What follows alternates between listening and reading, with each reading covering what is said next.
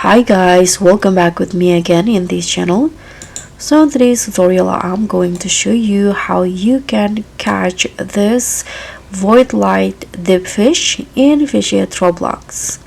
So the Void Light Deepfish is an epic catch known for its haunting purple glow, but it only spawns in the crystal depths. So here I'm going to show you the exact location and the dark matter bait recipe, and also the specific roads that you can use to get this one.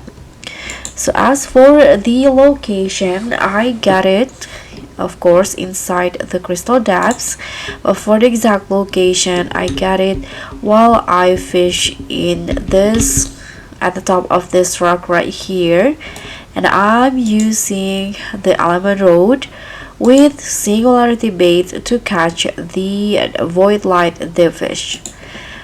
And so guys, that's all from me. I hope you found this helpful.